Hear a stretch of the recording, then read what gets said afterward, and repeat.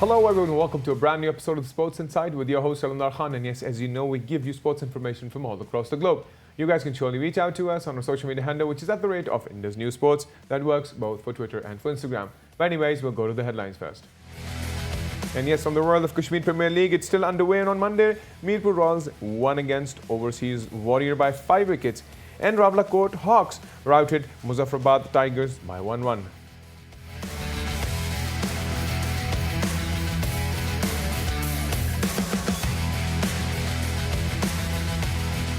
Another major success of Bangladesh versus Australia, when Bangladesh managed to skittle out Australia for their lowest ever T20 international of 62 to seal the series 4-1.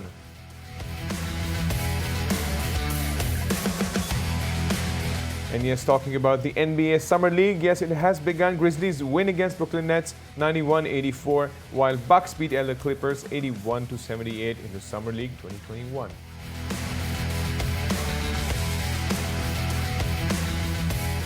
And talking about Lionel Messi, yes, he actually did resign from Barcelona and he's reaching an agreement with PSG, but formal digits are still not out yet. And yes, those were the headlines I'm talking about. Obviously, we begin with Kashmir Premier League. It's interesting to see how things are currently underway, not to forget that there was rain initially. But anyways, we'll talk about what truly happened. Mirpur Royals won against the Overseas Warriors by 5 wickets. Obviously, this is actually adding in more value to the entire perspective. To discuss the in-depth analysis of KPL, we have with us first-class cricketer Kashif Majid. Kashif, welcome to the show. Thank you, Alamdar. Thank you. Nice having you. Great. So, Kashif, I'm going to start off with, firstly, obviously, now things are pacing up in terms of the Kashmir Premier League. So, what's your take in terms of how things are currently flowing for them, and how do you see the first development? I want to talk about, obviously, Mirpur Royals winning against the Overseas Warriors by 5 wickets. You know, we're talking about Mirpur Royals. They are an established team with some good names in there. Mukhtar is there. Malik is there. So they know how to go about this business in T20. When it comes to chasing, I think one of the finest cricketers in the recent history of Pakistan is Malik, and how he explored against the weaknesses of Warriors, that is very important. When it comes to chasing some targets, you have to identify certain ballers, certain weak links in the team. And when Malik is batting, no spinner in the world can stop him playing big shots. He's just excellent against the spin option. And 2 or 3 occasions I've talked about how the team is not that much effective against the quality of the Pakistani batsman or the experienced Pakistani batsman. You haven't seen Imad bowling a new ball to Kamran Akmal. You haven't seen Imad team bowling well to Malik. You haven't seen Imad team bowling against the likes of Hafiz, Malik, Kamran Akmal anywhere in the world. So yesterday it is just the case.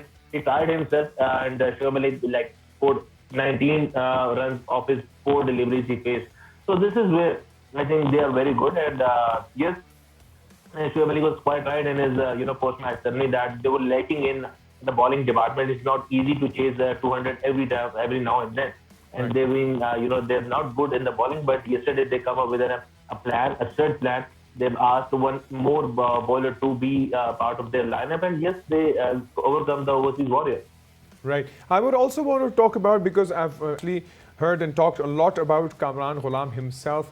Obviously, you would have played the first-class cricket yourself, so you probably have a better idea in terms of his performance. How do you see him as an established batsman, and where do you see him in the long run? Because we want to see more and more of someone like him to represent the country itself in the long run.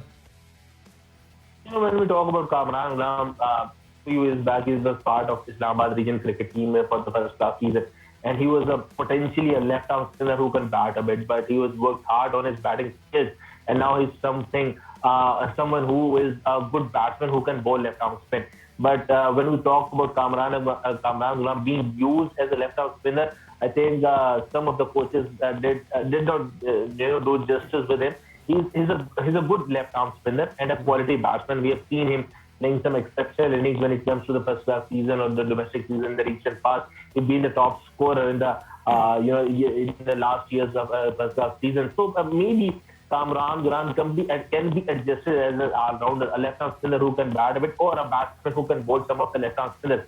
But the problem is we have got so many options with the bowlers who can bowl left-arm spin. We have had We have talked about the batsmen in the likes of, we have talked about the batsmen like Pushdel Shah, Fakhar who can bowl a bit with the left arm, even Haris Fail who can bowl a left arm spinner, and then we have got the specialist left arm spinner who can bat a bit.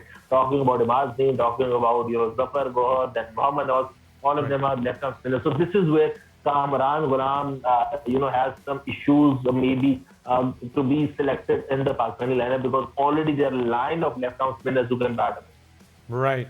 That's an interesting intake with regards to obviously how things are, because we've always seen him more as a batsman, but now it is more clear from your end in terms of him being not only a batsman but a bowler. But thanks for the input. But anyways, I would also want to talk about Rawalakot, obviously against Muzaffarabad Tigers. They win by 1 run. Looking at the score lines, if we were talking about the Royals obviously winning against the Overseas Warriors, the score was 146.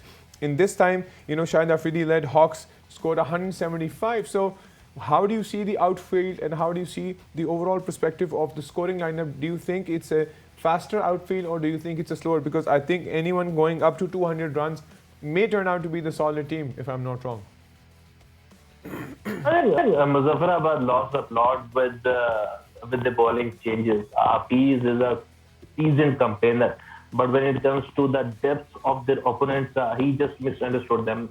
And I guess with the start they have got, Mohammad Naeem caught a hat trick in the very second over of the innings, Wasim Junior. So from there, losing a match against a team that was not an easy task. So hats off to Shahid Afridi and his team. The way they have played, after losing 3 early wickets in the second over of the innings, the first 3 balls of the second over, the way they have played, the way he has actually changed the bowling.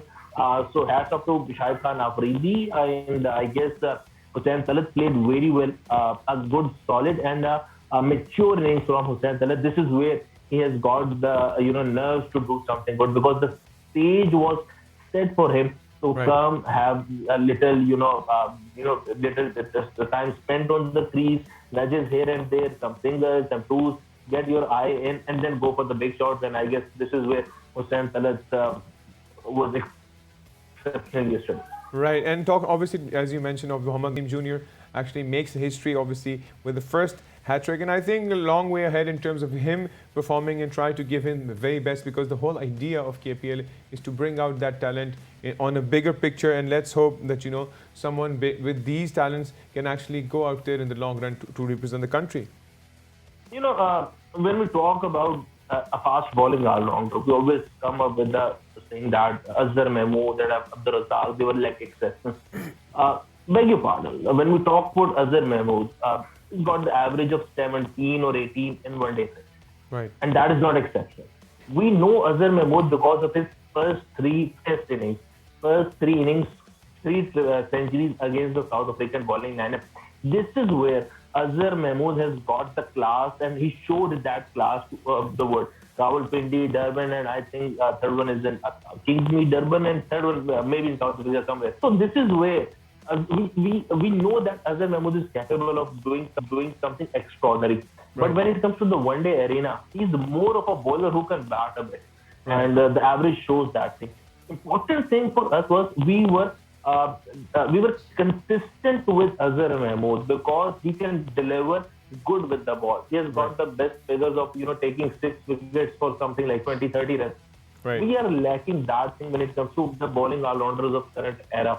We are talking about an all-rounder who can bowl a bit, bat a bit, and then is a good fielder. This is not the definition of a world-class all-rounder. When we talk about an all-rounder, we talk about a world-class all-rounder. We talk about Imran Khan. We talk about Kapil Dev. We talk about York Henry Callis, who are capable bowlers who can take a 5-4 in any match, any inning, and who are actually capable of scoring, 50s or centuries when it comes to the batting. But that is not the case in the recent past. We have tried Anwar Ali, who can bat a bit, who can bowl a bit, and is a good fielder. This is not the proper definition of an all-rounder. We want to have an all-rounder who can take 5-4 for us and score a 50 when it needed. Absolutely, we surely work into the all-rounder part. And talking about all round, I'll have a quick word with you with regards to one of the major upsets in terms of Bangladesh versus Australia, and Bangladesh beating Australia on the 5th T20. And obviously, but it's surprising to see that, how I think it's one of the least totals that you've ever seen in terms of, Australia, and, they finally managed to win the series 4-1. What's your quick take on the comeback that Bangladesh is getting and doing right now in terms of getting there for the gold when it comes to World Cup T20? I think this is when we talk about home series, we talk about the pairing of pitches which suited you and which is actually a nightmare for the away team. So when it comes to the Australia with their first 5 or 6 batsmen not playing in this series, Aaron Finch, David Warner, Steve Smith, all then we have got Amarnath Labus, all of them are not playing. It was an excellent opportunity for the Bangladeshi team to come up with a death ball wicket where spinners get the chance, and we know of late that Australians didn't have got quality spinners in the ranks. So this is where I think Bangladesh capitalized and they won the series.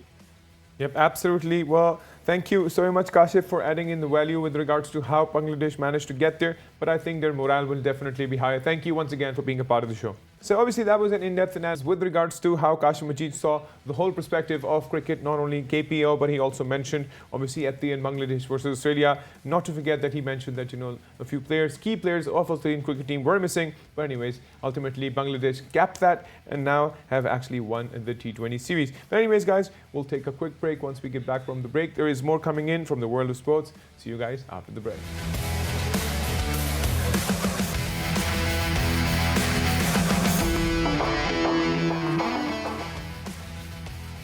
And yes, welcome back from the break. And yes, before the break, we were discussing the world of cricket. Not to forget, we talked about KPL and then we discussed Bangladesh versus Australia. But not to forget, we discussed all sorts of sports. So we have the next sport that we're going to talk about is obviously the world of NBA. And to discuss the in-depth analysis of the world of NBA, we have with us Joel Porte. Joel, welcome to the show. Thank you very much for having me on the show. Great. So, Joel, I'm going to start off with, obviously, the first victory of Grizzlies winning against the Nets 91-84 in the Summer League 2021. So, what's your take on that? And then we'll further take it further on how things will be developing for the world of NBA Summer League. Okay, so with the Grizzlies, it looks like they have a very good team. They are trying to build a young core that includes Desmond Bain, who dropped 32 points yesterday. Right. You could see that they are trying to build a rotation which they can include to their first team, which is in the regular season. And that's very encouraging with the signs we can see. If you look at Brooklyn Nets too, though they don't have, they're trying to involve G League players and all, Right. They are still trying to find a perfect fit to put into their rotation. Right. I think in terms of the whole performance-wise, because obviously Brooklyn Nets is a big name. How do you see their future in terms of, obviously, now that the summer has just started, and when we talk about Brooklyn Nets, obviously, as I say, it is definitely a big, solid team. But in terms of starting with obviously losing against, Grizzlies, obviously would surely give them a hard time in the long run. So how do you see that developing further for them, even though it's just the beginning? But sometimes, at the very beginning, when you get hold of these situations, it kind of gets more trickier for the team itself. Yeah, I agree with you. It does get tricky, but what you have to take note of is the fact that the Brooklyn Nets have built some kind of a super team, Right. and we are in an era of NBA where it looks like super teams rule.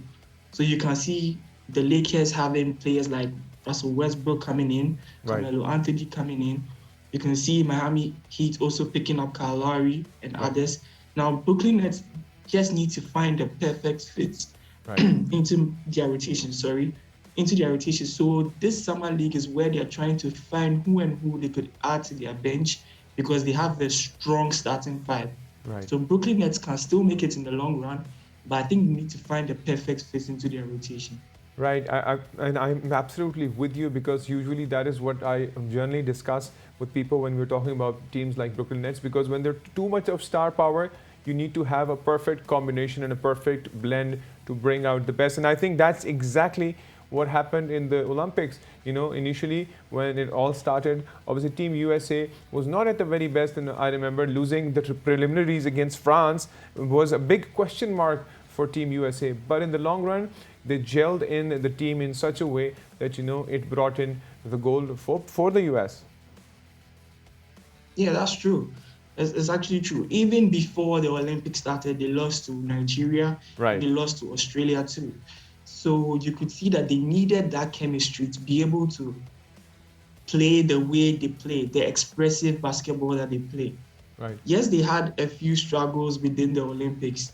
Some quarters they had faults which you could clearly identify.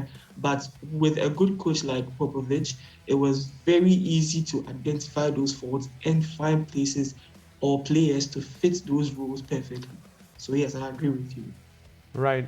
Well, thank you for this update. And I also want to talk about obviously Bucks beating LA Clippers 81-78 in the Summer League. So how do you see that? Obviously, Milwaukee Bucks surely are up there right now. They are definitely amongst those that everybody wanted to see them where they are. So how do you see them now making another journey and taking that whole story once again?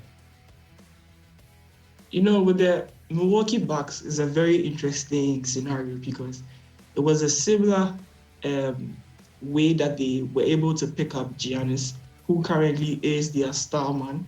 Right. Giannis also started from the Summer League. It was there that his potential was identified and they built up upon it. So it's the same way that they can do. They have players like Nwora, who is very good. He dropped 30 points, 8 rebounds, 6 assists, which is very good because it then sets the tone to identify him and push him more to fit into the rotation and also maybe in the future become the next Giannis. So I think they have a plan. They did win yesterday and it was not so convincing for me because the fourth quarter was a little bit tight. Right. Anytime they made a bucket, Clippers also made a bucket. So it was a little bit tight, but they were able to grind out the win, which was very important.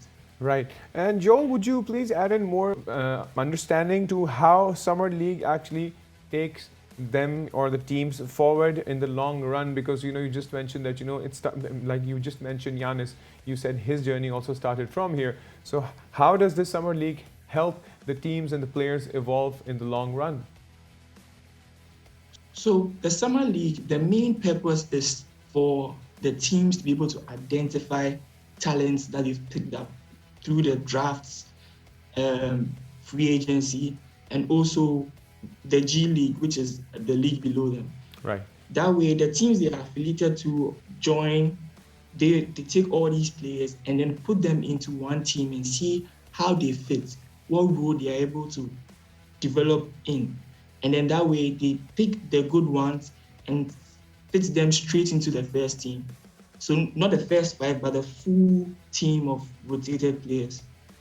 Right. That's how the so Summer basically, League works. it's more like a mechanism that it starts from here and then it takes the journey forward. And then obviously in the long run, they pick up the right people so that they can make and formulate a stronger team, right?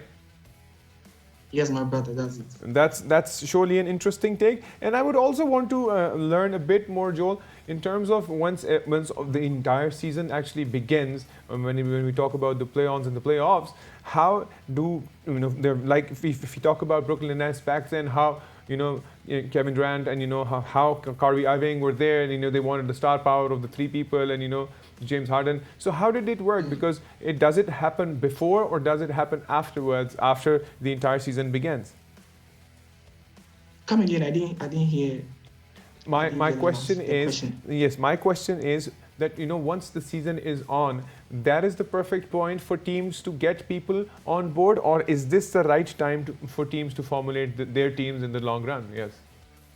So in order for you to build a formidable team in the long run, it has a starting point, and the starting point usually is the draft and also the Summer League, because the Summer League is where you actually test players that are not in your starting 5. Right. So you would see players like, as I said, Giannis, who didn't start like a straight starter. Right. He had to grow. So as a result, you're able to identify such talents that have potential, and then you develop them. As you develop them, you then incorporate them into your first team, and that's how it works. So there are good players. Let me give you an example. Right. If you look at Philadelphia 76ers, they have a player called Tyrese Maxey. Right. He's a rookie from last year, and he was able to get into the first team rotation as a result of the summer league not taking place. But then this time around, this summer league, he has been added to that team to also see how well they could identify places, like as a star player that they've seen, who can he fit with, how can we push him further, and that's how it starts. So in the long run, you see such players develop into the franchise's names, the big players we see. This is how it starts. The summer league is the first step, and then they build on from there. Right, Joel. Well, thank you so much, Joel, for being a part of the show and discussing the in-depth analysis and specifically in terms of the Summer League NBA. Thank you very much. You're welcome. Thank you, my brother. So that was the in-depth analysis of how basically the formulation of teams start when it comes to the world of NBA. This is the basic point in terms of, different players from all across would gel in, they would make teams, they would want to see who actually puts in their best, and then the formulation completes and the team establishes. And I think this was a very interesting update with regards to those who want to learn in terms of the world of NBA. Anyways, would also want to talk about a major update with regards to the world of football. Yes, we're talking about Lionel Messi. He had received a PSG two-year contract offer, and obviously, as we all know, he left Barcelona in tears. We've all seen his press conference. It was surely a very sad sight for all the fans, not only the fans, but himself. But yet again, he did mention that, he did not really want to leave, but ultimately all good things come to an end. And it did come to an end, but obviously made a mark for those who can actually sign him up, which was surely the tricky question, that who is going to sign him up. And obviously, besides the two other clubs who actually offered him, the biggest one is PSG. And PSG, as we all know, is one of the main superstar perspective. They also always follow this because Paris Saint-Germain is also known for its funding. So they have seriously high-end funding, and they have offered, Lionel Messi to be part of the team. And finally, we will surely have more on the figures. And once we do, we will surely share that with you. But the point that is currently discussed is definitely around £25 million signing on fee as a part of the move, which would extend his stay. But that was the previous perspective with Barcelona. Let's see how much PSG has to offer, because for someone like Messi, I think they will surely have a lot to offer.